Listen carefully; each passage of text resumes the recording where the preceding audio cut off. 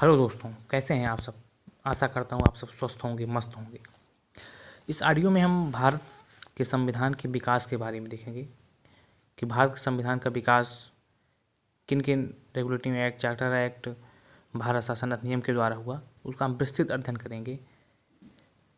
अंग्रेज भारत में एक व्यापारिक कंपनी के रूप में आते हैं।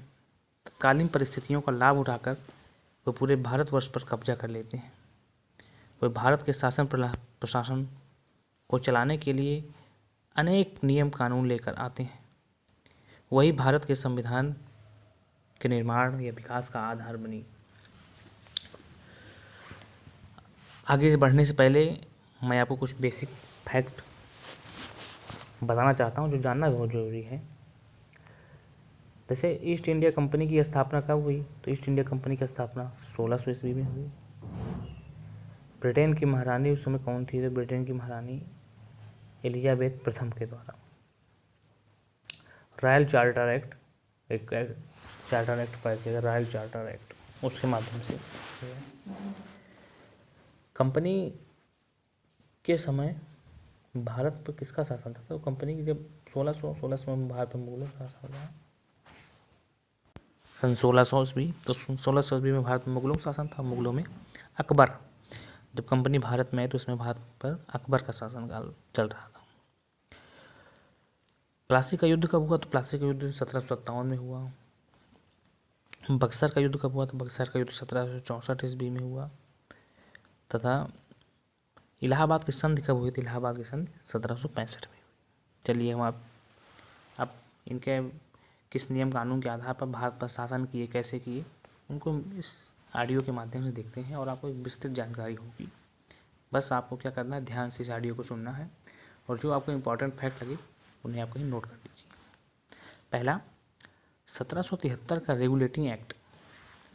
1773 का regulating act east India company पर ब्रिटिश संसदीय नियंत्रण की शुरुआत मुंबई एवं मद्रास प्रेसिडेंसी को बंगाल प्रेसिडेंसी के अधीन कर दिया गया। मतलब कि जब इन्होंने शुरुआत की तो मुंबई एवं मद्रास प्रेसिडेंसी को बंगाल प्रेसिडेंसी के अधीन कर दिए, यानी केंद्रीकरण नीति को ले आ रहे थे कि कई प्रेसिडेंसियों को मिला करके एक प्रेसिडेंसी में मिला दे रहे थे। ठीक, बंगाल का गवर्नर को बंगाल का गवर्नर जनरल बना दिया गया, माने उनके पद को क्या किया गया, थोड़ा इम्प्लीमेंट कर दिया गया, थोड़ा बढ़ा दिया गया। बंगाल को जैसे उनका क्षेत्र बढ़ गया, क्षेत्र कैसे बढ़ गया, क्योंकि मुंबई एवं मद्रास की प्रेसिडेंसी को बंगाल की प्रेसिडेंसी मिला दिया गया, क्षेत्र बढ़ गया, तो उनके पद को भी थोड़ा बस उनका नाम चेंज कर दिए। बंगाल के गवर्नर को क्या बना दिए, बंगाल का गवर्नर जनरल बना दिए। तो बंगाल का गवर्नर जनरल बना दिए। बंगाल का गवर्नर जनरल कौन बना, तो उसमें वारेन हेस्टिंग बना। आपसे क्वेश्चन पूछा जाए कि बंगाल का प्रथम गवर्नर कौन था, तो आप उत्तर देंगे रॉबर्ट क्लाइव था। बंगाल का प्रथम गवर्नर रॉबर्ट क्लाइव था। और पूछा जाए बंगाल का अंतिम गवर्नर जनरल कौन था, तो बंगाल का अंतिम गवर्नर जनरल रॉबर्ट क्लाइव था। पूछा जाए बंगाल का प्रथम गवर्नर जनरल कौन था, तो बंगाल का प्रथम गवर्नर जनरल वारेन हेस्टिंग था। 4 सदस्यीय गवर्नर जनरल की परिषद की स्थापना की गई। उनके सहायता के लिए 4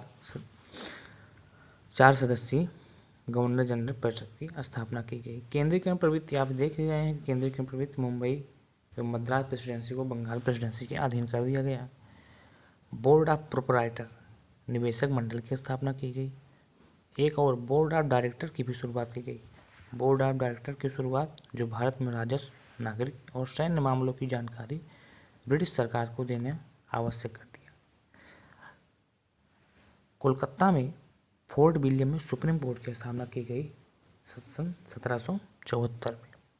कंपनी के कर्मचारियों को निजी व्यापार करने और भारतीय लोगों से उपहार और रिश्वत लेने पर प्रतिबंध लगा दिया गया। तो ये 1773 रेगुलेटिंग कुछ इम्पोर्टेंट बातें हैं। जैसे सबसे इम्पॉर्टेंट ये है कि बंगाल के गवर्नर का पद गवर्नर जनरल बना दिया गया, बंगाल गवर्नर जनरल बना दिया। और पूछा जाए बंगाल का पहला गवर्नर कौन था, तो रॉबर्ट क्लाइव। बंगाल का अंतिम गवर्नर कौन था, तो वारेन हेस्टिंग। बंगाल का प्रथम गवर्नर जनरल कौन था, वारेन हेस्टिंग। और सन 1774 में कलकत्ता के फोर्ट विलियम में सुप्रीम कोर्ट की स्थापना की गई। अगला देखते हैं, एक एक्ट आया 1781 में जिसे एक्ट ऑफ सेटलमेंट कहते हैं। क्या कहते हैं? Act of settlement. Regulating act की कमियों को दूर करने के लिए कोलकाता की सरकार को बंगाल, बिहार और उड़ीसा के लिए भी विधि बनाने का अधिकार दे दिया गया। इस एक्ट ऑफ सेटलमेंट के तहत बंगाल और बिहार और उड़ीसा के लिए भी नियम कानून बनाने का अधिकार दे दिया गया। बस इसमें एक इम्पॉर्टेंट बात है। अगला देखते हैं, पिट्स का इंडिया एक्ट 1784। पिट्स का इंडिया एक्ट 1784। कंपनी पर ब्रिटिश संसदीय नियंत्रण और बढ़ाया गया। कंपनी पर जो ब्रिटिश की पार्लियामेंट थी उसका नियंत्रण और बढ़ा दिया गया। कंपनी के अधिकृत प्रदेशों को पहली बार, कंपनी के जो प्रदेश अधिकार में ले लिए थे उसको पहली बार ब्रिटिश अधिकृत भारतीय प्रदेश का नाम दिया गया। उसको क्या नाम दे दिया गया? ब्रिटिश अधिकृत भारतीय प्रदेश का नाम दे दिया। जो जहाँ जहाँ पर कंपनी का शासन था वहाँ पर ब्रिटिश अधिकृत भारतीय प्रदेश का नाम दे दिया गया। गवर्नर जनरल की परिषद की संख्या 4 से घटाकर के 3 कर गई। जो गवर्नर जनरल की परिषद में सदस्यों की संख्या 4 थी, 1773 के रेगुलेटिंग एक्ट में आपने देखा था, तो उस गवर्नर जनरल परिषद के सदस्यों की संख्या 4 से घटा करके 3 कर दिया गया। और बोर्ड ऑफ कंट्रोल की स्थापना की गई। किसकी स्थापना की गई? बोर्ड ऑफ कंट्रोल के, जो राजनीतिक मामलों के लिए कार्य करता था। वो राजनीतिक मामलों से संबंधित कौन देखता था? Board of control. और एक बोर्ड ऑफ डायरेक्टर बनाया गया। बोर्ड ऑफ डायरेक्टर व्यापारिक मामलों से संबंधित थे। क्वेश्चन पूछा जाता है कि बोर्ड ऑफ कंट्रोल किससे संबंधित है? बोर्ड ऑफ कंट्रोल राजनीतिक मामलों से संबंधित है। और बोर्ड ऑफ डायरेक्टर किससे संबंधित है? बोर्ड ऑफ डायरेक्टर व्यापारिक मामलों से संबंधित है। दोहरी शासन प्रणाली, दोहरी शासन प्रणाली की शुरुआत हुई, क्योंकि board of director, board of control, दोहरी शासन प्रणाली की शुरुआत हुई। और 18 आप देखेंगे अभी आगे 1858 में बोर्ड ऑफ डायरेक्टर और बोर्ड ऑफ कंट्रोल को शुरुआत को खत्म कर दिया गया। तो वहाँ पर दोहरी शासन प्रणाली समाप्त भी हो जाएगी। लेकिन पूछा जाए कि दोहरी शासन प्रणाली शुरुआत कब, किस एक्ट के तहत की गई? तो आप कहेंगे 1784 के पिट्स इंडिया एक्ट के तहत। बस इसमें यही इंपॉर्टेंट है। अगला एक्ट हम देखते हैं 1793 का चार्टर एक्ट। 1793 के चार्टर एक्ट में नियंत्रण बोर्ड के सदस्यों एवं कर्मचारियों के वेतन आदि को अब भारत के राजस्व दिया जाने लगा। माने नियंत्रण बोर्ड के सदस्यों एवं कर्मचारियों के वेतन इत्यादि भारतीय राजस्व देने की प्रावधान लिए। किस एक्ट के तहत? 1793 के चार्टर एक्ट के तहत। अब आगे आपको हर एक्ट 20-20 साल बाद मिलेगा, तो आप फिर से एक बार देख लीजिए। 1773 का रेगुलेटिंग एक्ट आया, फिर 1781 का एक्ट ऑफ सेटलमेंट आया, फिर 1784 का पिट्स इंडिया एक्ट आया, फिर 1793 का चार्टर एक्ट आया। अब हर 20-20 साल पर एक्ट आएंगे, उनको आपको याद करने में काफ़ी आसानी होगी। अब जैसे 20 साल बाद क्या है? 1813 का चार्टर एक्ट आया। तो 1813 चार्टर एक्ट में क्या हुआ? कंपनी के साथ व्यापार के एकाधिकार को छीन लिया गया। कंपनी भारत के साथ व्यापार के एकाधिकार को छीन लिया। भारतीय व्यापार सभी ब्रिटिश व्यापारियों के लिए खोल दिया गया। अब भारत में सभी ब्रिटिश व्यापारी आ सकते हैं। ईस्ट इंडिया कंपनी जो व्यापार के एकाधिकार था उसको हटा दिया गया। अब भारतीय व्यापार सभी ब्रिटिश व्यापारियों के लिए खोल दिया गया। लेकिन चाय और चीन के साथ भारत का एकाधिकार कंपनी का बना रहा। चाय और चीन के साथ कंपनी का एकाधिकार बना रहा। इसको आप याद रखेंगे। चाय और चीन के साथ कंपनी का एकाधिकार अगले एक्ट में ख़त्म किया जाएगा। लेकिन 1813 में सभी ब्रिटिश व्यापारियों के लिए खोल दिया गया, लेकिन चाय और चीन के साथ व्यापार का एकाधिकार कंपनी के साथ बना रहा। एक इम्पॉर्टेंट इसमें बात ये हुई कि ईसाई मशीनरियों को भारत में धर्म प्रचार की अनुमति दी गई। क्योंकि क्वेश्चन पूछ लिया जाता है कि किस एक्ट के तहत ईसाई मशीनरियों को भारत में धर्म प्रचार की अनुमति दी गई, तो आप उत्तर देंगे 1813 के चार्टर एक्ट के तहत। और कंपनी द्वारा शिक्षा पर पहली बार 1 लाख रुपए खर्च करने का प्रावधान किया। मोस्ट इंपॉर्टेंट क्वेश्चन है कि क्योंकि पूछा जाता है कि कंपनी के द्वारा शिक्षा पर 1 लाख रुपए खर्च करने का प्रावधान किस चार्टर एक्ट के तहत दिया गया? तो 1813 के चार्टर एक्ट के तहत। अगला फिर 20 साल बाद 1833 का चार्टर एक्ट। 1833 के चार्टर एक्ट में क्या किया गया? वही चाय और चीन के साथ व्यापार कंपनी के एकाधिकार को भी समाप्त कर दिया गया, जो 1813 में नहीं समाप्त किया गया था। 1833 में चाय और चीन के साथ व्यापार पर कंपनी के एकाधिकार को समाप्त कर दिया गया। कंपनी का व्यापारिक अधिकार पूर्णतः समाप्त कर दिया गया। ईस्ट इंडिया कंपनी प्रशासनिक निकाय बन गया। अब ईस्ट इंडिया कंपनी एक प्रशासनिक एडमिनिस्ट्रेटिव निकाय बन गई। कंपनी के ऋणों की जिम्मेदारी भारत सरकार के ऊपर ले ली, यानी जितने भी ऋण हैं वो कंपनी का ऋण भारत सरकार के ऊपर दे दी। और बंगाल का गवर्नर जनरल पूरे भारत का गवर्नर जनरल बना दिया। यहाँ पर एक और चेंजिंग हो गई, अभी तक बंगाल का गवर्नर जनरल चलता था, अब क्या हो गया, भारत का गवर्नर जनरल बना दिया गया तथा अब देखिए बंगाल का अंतिम गवर्नर जनरल कौन था, तो बंगाल का अंतिम governor general Lord William Bentinck, और भारत का प्रथम गवर्नर जनरल कौन था, लॉर्ड विलियम बेंटिंक, क्योंकि यहीं पर बंगाल का गवर्नर जनरल पद समाप्त किया गया तो लॉर्ड विलियम बेंटिंक थे, और बना दिया गया क्या पद, भारत का प्रथम गवर्नर जनरल, भारत का गवर्नर जनरल बना दिया गया, तो कौन बन गए, Lord William Bentinck. Governor general संपूर्ण देश को एक ही बजट तैयार कर सकता है, गवर्नर जनरल को पावर दे दी गई कि वे संपूर्ण देश के लिए एक बजट बना सकता है। केंद्रीकरण को मजबूती दी कि पूरे भारत को केंद्रीकरण कर एक जगह केंद्रीकरण प्रवृत्ति लाने की ज़्यादा यहाँ पर फोकस किया गया। इम्पॉर्टेंट बात ये हुई कि प्रथम विधि आयोग का गठन भी किया गया, प्रथम विधि आयोग का गठन किया गया लॉर्ड मैकाले की अध्यक्षता में।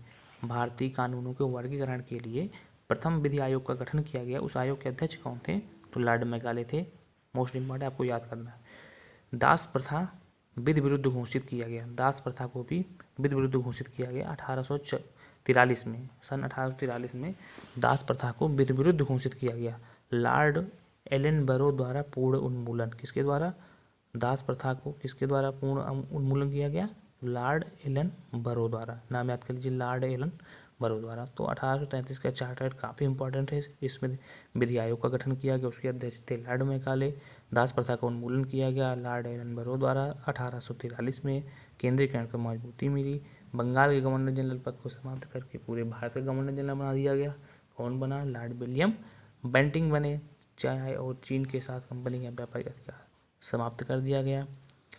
तो ये इंपॉर्टेंट बातें थी। अगला एक्ट देखते हैं 1853 का चार्टर एक्ट। कौन सा, 1853 का चार्टर एक्ट। इसमें क्या हुआ, भारतीय सिविल सेवा सभी के लिए खोल दी गई। एक प्रतियोगिता के आधार पर नियुक्ति का प्रावधान किया गया। मैकाले समिति की सिफारिश पर भारतीय सिविल सेवा सभी के लिए खोल दी। एक प्रतियोगिता होगी, कंपटीशन होगी, जो उसमें पास होगा वो सेवा में आएगा। इस समिति के अध्यक्ष कौन थे, मैकाले साहब थे, मैकाले समिति की सिफारिश पर की गई। ब्रिटिश संसद द्वारा घोषणा की कंपनी का शासन कभी भी समाप्त किया जा सकता है। ब्रिटिश पार्लियामेंट ने वहाँ पर घोषणा कर दी कंपनी का शासन अब जल्दी समाप्त होने वाला है, कभी भी समाप्त किया जा सकता है। संसदीय शासन प्रणाली लाई गई। केंद्र में छोटे स्तर पर विधानसभा की शुरुआत की गई। तो 1853 के चार्टर एक्ट में सबसे इम्पोर्टेंट बात यह है कि मैकाले समिति की सिफारिश पर भारतीय सिविल सेवाओं के लिए सभी के लिए खुली प्रतियोगिता के आधार पर नियुक्ति का प्रावधान किया गया था और संसदीय प्रणाली की शुरुआत की गई थी 1853 के चार्टर एक्ट के तहत। अगला एक्ट आता है 1857 में क्रांति हुई। आपको सबको पता ही है 1857 में पूरे भारत में क्रांति हो गई, जिससे अंग्रेज एकदम झकझोर गए कि हमारे हाथ से शासन जा सकता है। तो उन्होंने कंपनी को हटा दिया, कंपनी को हटा करके ब्रिटिश पार्लियामेंट अपने हाथ में ले लिया पूरी सत्ता को। तो इसलिए 1858 में अब चार्टर एक्ट ना आकर के भारत शासन अधिनियम आने लगा। तो 1858 का भारत शासन अधिनियम आया। 1858 के भारत शासन अधिनियम को एक एक्ट के नाम से और जानते हैं, इसे कहते हैं गुड गवर्नेंस एक्ट। इसे हम गुड गवर्नेंस एक्ट भी कहते हैं। किसको, 1858 के भारत शासन अधिनियम को।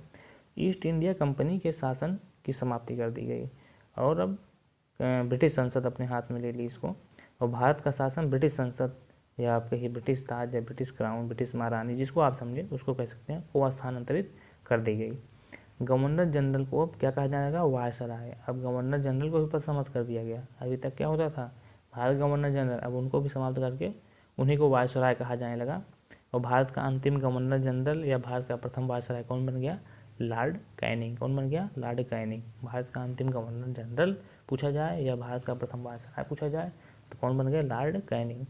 अब बोर्ड ऑफ डायरेक्टर और बोर्ड ऑफ कंट्रोल, जिसकी स्थापना आप देख रहे थे कब की गई, 1773 रेगुलेटिंग एक्ट में की गई थी, उनको समाप्त कर दिया गया। माने द्वैध प्रणाली पूरी तरह से समाप्त कर दी गई और एक नए पद की सृजन किया गया, जिसे कहते हैं भारत सचिव। कभी कभी क्वेश्चन पूछा जाता है कि भारत सचिव ब्रिटिश मंत्रिमंडल का सदस्य होता है, यह कथन सही है कि असत्य है। यह कथन बिल्कुल सत्य है कि भारत सचिव, भारत से आप कन्फ्यूज मत होइए, भारत सचिव का जो पद था वो ब्रिटिश पार्लियामेंट का ही कोई मेंबर होता था जो भारत सचिव पद पर आता था, वो अपना कार्य जो है अपने कार्य के लिए ब्रिटिश संसद के प्रति उत्तरदायी होता था। इस पद को भी समाप्त कर दिया जाए। कब समाप्त किया? भारत आज़ाद होगा 1947 में भारत सचिव का पद समाप्त किया जाएगा। इंपॉर्टेंट है, याद कर लीजिए।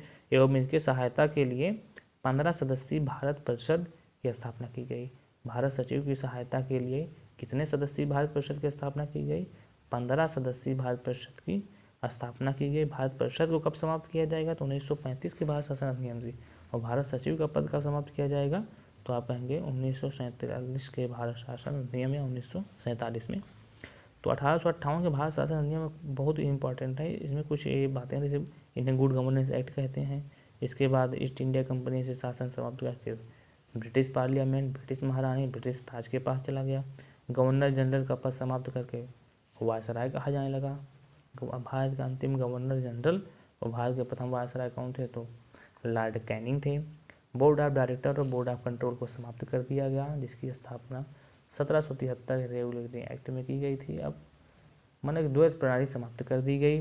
भारत सचिव का पद का सृजन किया गया। भारत सचिव जो होता था वो ब्रिटिश पार्लियामेंट का ही एक सदस्य होता था, जिसको 1947 के भारत शासन अधिनियम द्वारा समाप्त किया जाएगा। 15 सदस्यीय भारत परिषद की स्थापना की गई, जो 1935 में भारत शासन अधिनियम द्वारा समाप्त की जाएगी। अगला एक्ट हम देखते हैं 1861 का भारत शासन अधिनियम। इसमें हम देखेंगे 1861 का भारत शासन अधिनियम। ऑर्डिनेंस सिस्टम की शुरुआत की गई। कौन सी सिस्टम? ऑर्डिनेंस सिस्टम की शुरुआत की गई। 1859 में लॉर्ड कैनिंग द्वारा ऑर्डिनेंस सिस्टम की शुरुआत की गई।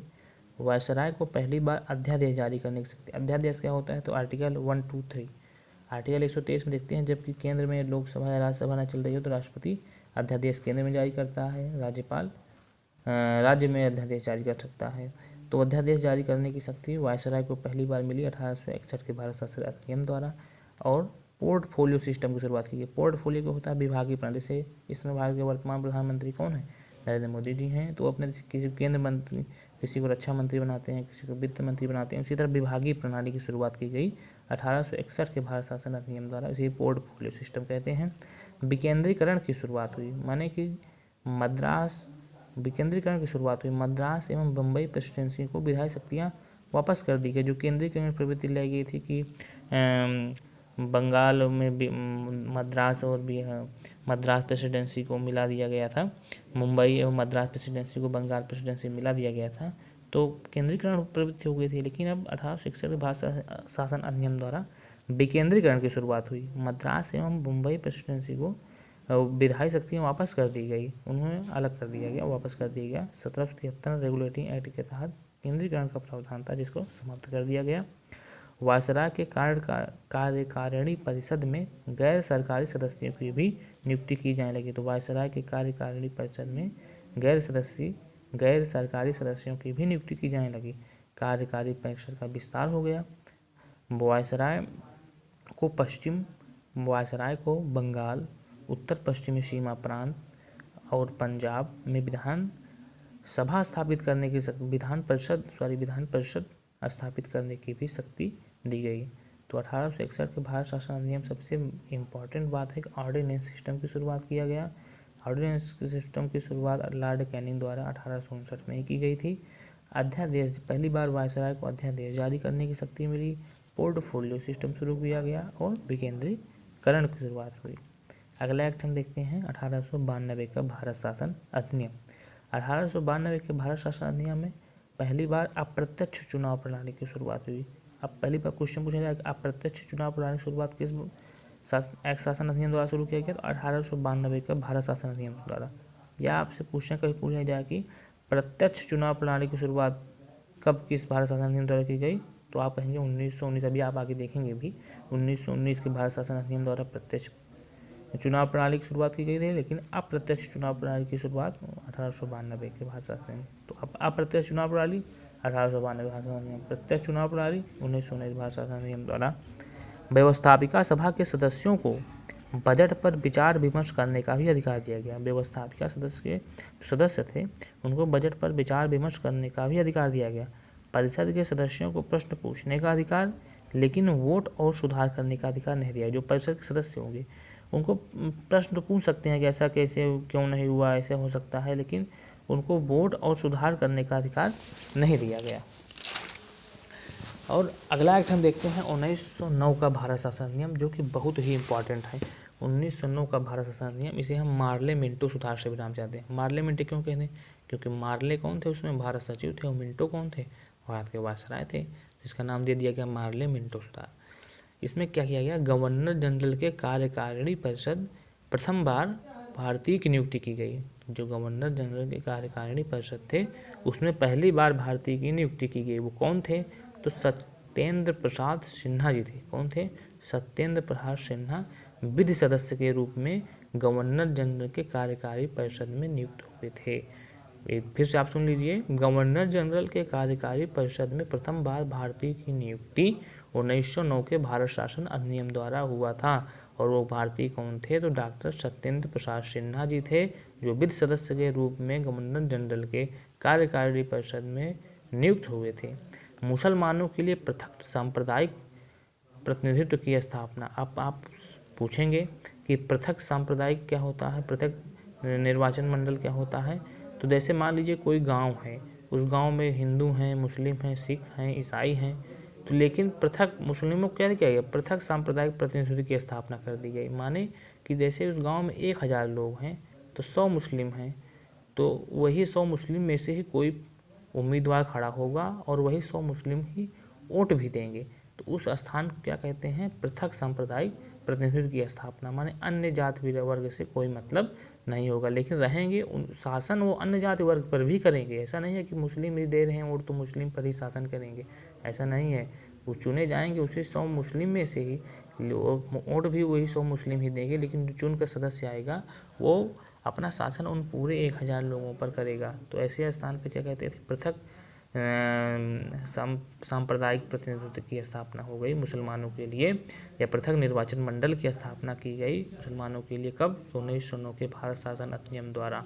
ये लॉर्ड मिंटो उसमें वायसराय थे, जिन्हें सांप्रदायिक निर्वाचक का जनक भी कहा जाता है। सब क्वेश्चन वेरी इंपॉर्टेंट पूछा जाता है कि सांप्रदायिक निर्वाचक का जनक किसे कहा जाता है? तो लॉर्ड मिंटो उसमें तत्कालीन वायसराय थे, जिनको सांप्रदायिक निर्वाचन का जनक कहा जाता है। डॉक्टर राजेंद्र प्रसाद द्वारा कहा गया था कि लॉर्ड मिंटो ही पाकिस्तान के जन्मदाता हैं, क्योंकि आप देखें तो लॉर्ड मिंटो ही मुसलमानों के लिए पृथक निर्वाचन ले आए, मतलब कि पृथक निर्वाचन की विधि मतलब नियम ले आए। उसी समय 1906 में मुस्लिम लीग के भी गठन हो गए। तो एक प्रकार देखा जाए कि वहीं से हिंदू मुस्लिम में टकराव या अन्य जाति बिरादरी वर्ग में टकराव हो गया था, या उसी लिए डॉक्टर राजेंद्र प्रसाद ने कहा था कि लॉर्ड मिंटो ही पाकिस्तान के जन्मदाता हैं। व्यवस्थापिका सभा के सदस्यों को सार्वजनिक विषयों पर प्रस्ताव पेश करने, पूरक प्रश्न पूछने और मतदान देने का भी अधिकार दे दिया गया। जो व्यवस्थापिका सभा के सदस्य थे, उनको प्रस्ताव पेश करने, पूरक प्रश्न पूछने और मतदान देने का भी अधिकार दिया गया भारत शासन अधिनियम 1909 के द्वारा। तो कभी क्वेश्चन पूछा जाए कि मुस्लिमों के लिए पृथक निर्वाचन की स्थापना किस भारत शासन अधिनियम द्वारा की गई? तो 1909 के भारत शासन अधिनियम द्वारा किया। इसे अन्य किस नाम से जानते हैं? तो मार्ले मिंटो सुधार के नाम से जानते हैं। अगला देखते हैं 1919 का भारत शासन अधिनियम। 1919 का भारत शासन अधिनियम, जिसे हम मटांगे चेम्सफोर्ड सुधार कहते हैं। क्या कहते हैं? मटांगे चेम्सफोर्ड सुधार। आप जान जाएंगे मटांगे कौन थे, उसमें भारत सचिव थे, और चेम्सफोर्ड कौन थे, उसमें भारत के वायसराय थे। प्रांतों में द्वैध शासन की शुरुआत की गई। कहाँ की गई? प्रांतों में द्वैध शासन की शुरुआत की गई। प्रांतों में द्वैध शासक का जनक किसे कहा जाता है? तो लियोना कार्टियस को कहा जाता है। किसको कहा जाता है? लियोना कार्टियस को प्रांतों में द्वैध शासन का जनक कहा जाता है। विषयों का बंटवारा किया गया। जैसे कोई विषय, कोई चीज़ है, उसका बंटवारा कर दिया कि आरक्षित एक हस्तांतरित। तो आरक्षित विषय जो होते थे उस पर गवर्नर जनरल कार्यकारी परिषद के सहयोग से काम करता था, लेकिन उत्तरदायी नहीं होता था। आरक्षित विषय में गवर्नर जनरल कार्यकारी परिषद के सहयोग से काम करता था, क्योंकि हस्तांतरित जो विषय थे उसमें वायसराय मंत्रिमंडल के सहयोग से काम करता था। इसमें आप यहाँ पर ध्यान दीजिएगा, आरक्षित विषय जो होता था उसमें गवर्नर जनरल कार्यकारी परिषद के सहयोग से काम करता था, और हस्तांतरित विषय जो होते थे उस पर वायसराय या गवर्नर जनरल मंत्रिपरिषद के सहयोग से काम करता था। केंद्र में द्विसदनीय विधायिका की शुरुआत हुई। राज्य परिषद व केंद्रीय विधान परिषद की शुरुआत हुई। Know responsible government at centre, माने केंद्र में कोई रिस्पॉन्सिबल गवर्नमेंट नहीं रही, know responsible government at centre. Bharat में उच्चायुक्त पद का सृजन किया गया।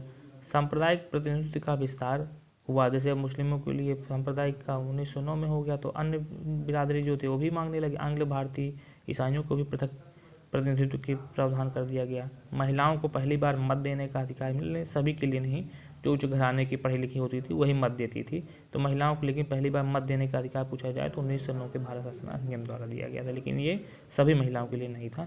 ली आयोग की अनुशंसा पर लोक सेवा आयोग का गठन किया गया 1926 में। वेरी इंपॉर्टेंट है, घर के क्वेश्चन पूछ लिया जाता है लोक सेवा आयोग का गठन किस आयोग की अनुशंसा पर किया गया, तो ली आयोग की अनुशंसा पर 1926 में किया गया। वैधानिक आयोग का गठन किया गया। पहली बार राज्य बजट को केंद्र बजट से अलग किया गया।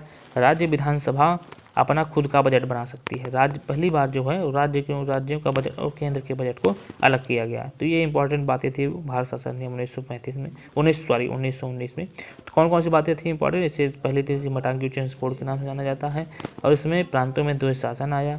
इसमें केंद्र में कोई रिस्पॉन्सिबल सरकार नहीं थी। भारत में उच्चायुक्त पद का सृजन किया गया, और महिलाओं को पहली बार मत देने का अधिकार सभी महिलाओं के लिए नहीं किया गया। वेरी इंपॉर्टेंट, ली आयोग की अनुशंसा पर लोक सेवा आयोग का गठन 1926 में किया गया। वैधानिक आयोग का गठन किया गया। पहली बार राज्य बजट को केंद्र बजट से अलग किया गया। राज्य विधानसभा अपना खुद का बजट बना सकती है। अगला देखते हैं 1935 का भारत शासन अधिनियम। 1935 भारत शासन अधिनियम क्या हुआ कि प्रांतों में द्वैध शासन को समाप्त कर दिया गया, जो 1919 के भारत शासन अधिनियम द्वारा आया था। प्रांतों में द्वैध शासन को समाप्त करके केंद्र में द्वैध शासन की शुरुआत की गई। बहुत ही बार पूछा जाता है कि केंद्र में द्वैध शासन की शुरुआत कब की गई, तो 1935 में। प्रांतों में द्वैध शासन की शुरुआत कब की गई, तो 1919 में। अखिल भारतीय संघ की स्थापना की गई कब, 1935 के भारत शासन अधिनियम द्वारा, लेकिन कभी स्थापित नहीं हो पाई। बर्मा को भारत से अलग किया गया कब, भारत शासन अधिनियम 1935 के द्वारा बर्मा को भारत से अलग किया गया, जिसे बर्मा जिसे वर्तमान में म्यांमार के नाम से जानते हैं। उड़ीसा को बिहार से अलग किया गया। प्रश्न पूछा जाएगा उड़ीसा को बिहार से किस भारत शासन अधिनियम द्वारा अलग किया गया, तो 1935 के भारत शासन अधिनियम द्वारा अलग किया गया। संघीय न्यायालय की स्थापना दिल्ली में हुई, लेकिन अंतिम न्यायालय प्रिवी काउंसिल लंदन में था। जैसे हाई कोर्ट की स्थापना 1774 में 1773 के रेगुलेटरी एक्ट के तहत कोलकाता में की गई, लेकिन उसी तरह संघीय न्यायालय की स्थापना भारत शासन अधिनियम 1935 द्वारा दिल्ली में किया गया। लेकिन अब आप दिल्ली में भी नहीं संतुष्ट हैं तो कहाँ जाएंगे, लंदन की प्रिवी काउंसिल में जाकर अपनी याचिका दायर करेंगे।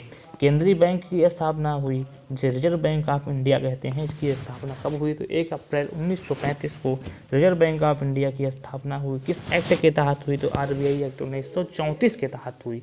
ये आप नोट कर लीजिएगा कि भारत RBI की स्थापना 1 अप्रैल 1935 को हुई, लेकिन किस एक्ट के तहत हुई, RBI एक्ट 1935 के तहत हुई। संघीय न्यायालय की स्थापना आप समझ गए होंगे कि संघीय न्यायालय की स्थापना दिल्ली में की गई, लेकिन आप जैसे संघीय न्यायालय जो निर्णय दी उससे आप संतुष्ट नहीं है तो उसकी अपील कहाँ करेंगे।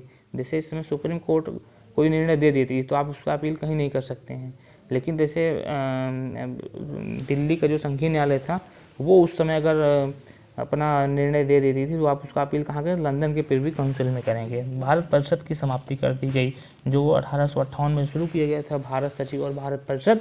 तो भारत परिषद की स्थापना भारत परिषद के जो पद था उसको भारत शासन अधिनियम 1935 द्वारा समाप्त कर दिया गया। तो अगला एक्ट हम देखते हैं 1947 का भारतीय स्वतंत्रता अधिनियम, जिसे क्या कहते हैं, माउंटबेटन प्लान के नाम से भी जाना जाता है। तो ब्रिटिश संसद की संप्रभुता की समाप्ति हो गई। ब्रिटिश सम्राट को मिले भारत के सम्राट की उपाधि समाप्त हो गई। जो ब्रिटिश सम्राट को भारत के सम्राट की भी उपाधि मिली थी उसकी समाप्ति हो गई। भारत सचिव का पद समाप्त किया गया, बहुत ही इंपॉर्टेंट पद। भारत सचिव का पद जो 1858 में शुरू किया गया था उसको 1947 के भारतीय स्वतंत्रता अधिनियम द्वारा समाप्त कर दिया गया। भारत विभाजन हुआ, भारत और पाकिस्तान नामक 2 स्वतंत्र राज्य का निर्माण का प्रावधान हुआ। देशी रियासतों को किसी राज्य में शामिल होने का अधिकार या खुद के बारे में निर्णय लेने का अधिकार हुआ। जम्मू कश्मीर जैसे विलय पत्र के द्वारा मिला था, अभी हाल में ही एक्ट के तहत उसको केंद्र शासित प्रदेश बना दिया गया है। हैदराबाद पुलिस कार्यवाही द्वारा जूनागढ़ जनमत संग्रह द्वारा भारत में मिलाया गया। 15 अगस्त 1947 को भारत को स्वतंत्रता मिली। तो आप देख रहे हैं 1773 से 1947 के बीच में कब कब किस किस एक्ट में किस किस इम्पोर्टेंट बातों का प्रावधान किया गया, हमने आपको इस ऑडियो के माध्यम से बताया है। फिर भी यदि आपको कोई बातें नहीं समझ में आती तो आप इसको दोबारा सुनिए, 3 बार सुनिए। आप 100% 1773 के रेगुलेटिंग एक्ट से लेकर 1947 के भारत शासन अधिनियम तक जितने भी इम्पोर्टेंट क्वेश्चन हैं इस ऑडियो के माध्यम से आपको कवर हो जाएंगे। फिर भी यदि कोई बात जिसमें गलत बता दी गई हो या कुछ त्रुटि हो गई हो तो आप हमें कमेंट बॉक्स में लिखकर ज़रूर बताइएगा। धन्यवाद। Thank you.